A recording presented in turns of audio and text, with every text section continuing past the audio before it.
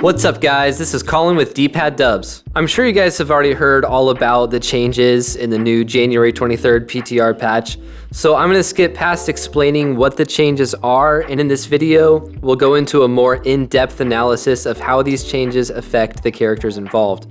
If for some reason you haven't seen the changes yet, look in the description below for a link to the patch notes. First off, we have Hanzo. He gets a pretty big nerf here because his lower damage on Storm Arrow increases how many shots it takes to eliminate squishy targets. It's not so much about his raw DPS being lowered as it is about his time to kill being significantly increased. What used to be 3 body shots has now turned into 4, and even with a headshot will still take 3 hits.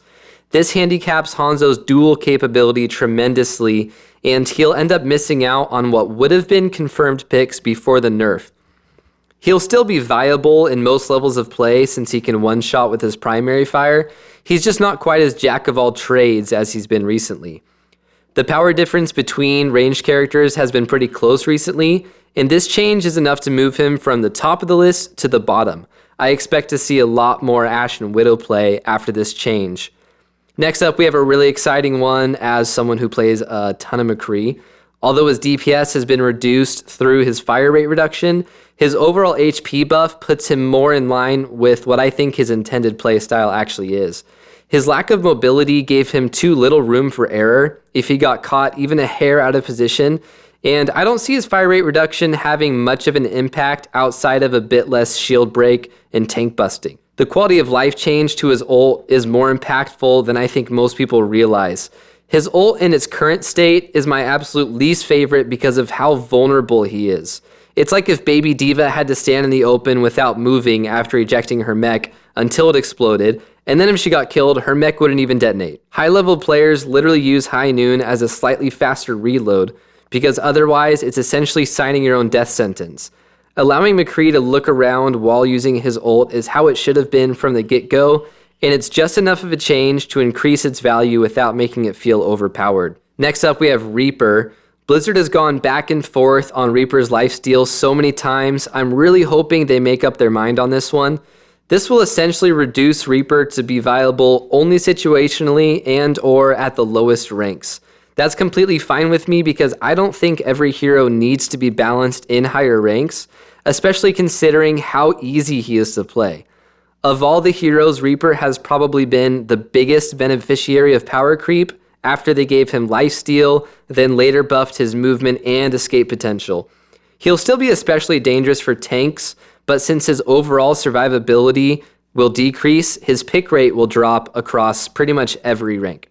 Now for Baptiste, I'm actually really bummed about these changes because I thought Baptiste was in a really great spot after they nerfed his lamp, and I think this is just a little too far. I understand that a lot of the community agrees that Overwatch simply has too much healing, but unless Blizzard finds ways to give supports value in other ways, then no one's going to want to play support anymore.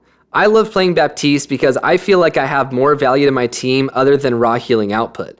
His ultimate has synergy with a bunch of other characters, and saving a teammate's life with a smart use of his immunity is incredibly rewarding.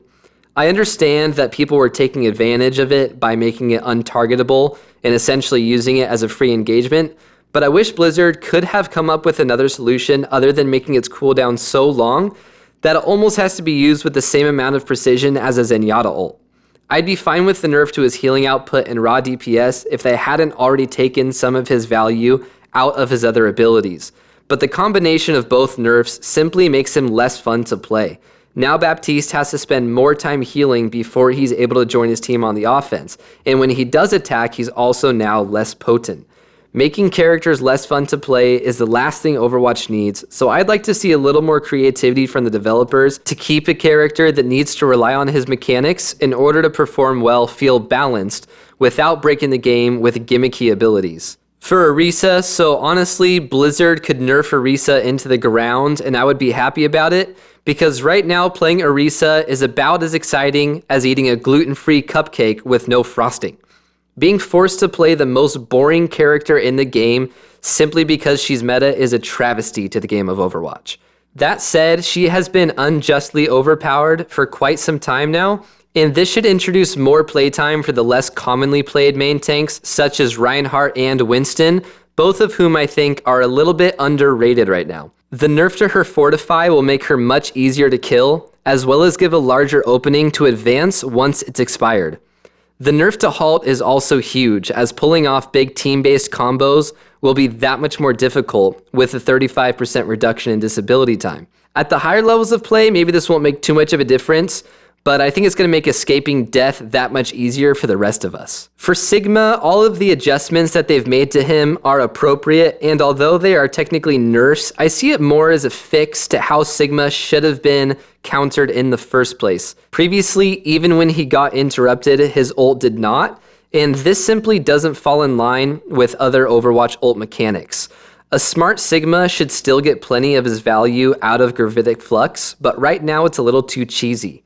The accretion damage reduction takes away his delete combo, but I'm not entirely sure the developers meant for this combo to exist in the first place. So as an ability that primarily gets its value out of the crowd control, the significant damage it does is simply too much. Sigma can be an absolute face roll in the right hands, and I don't think that's going to change too much after this patch.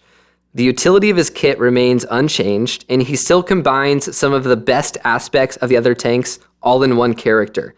He's essentially a mini death ball with the most versatile barrier in the game. He has a higher skill floor than the other tanks, but in the right hands, he has more potential to carry than any other tank. If you play Sigma and you're looking for a bit of help, then keep your eyes out for a guide coming from us next week.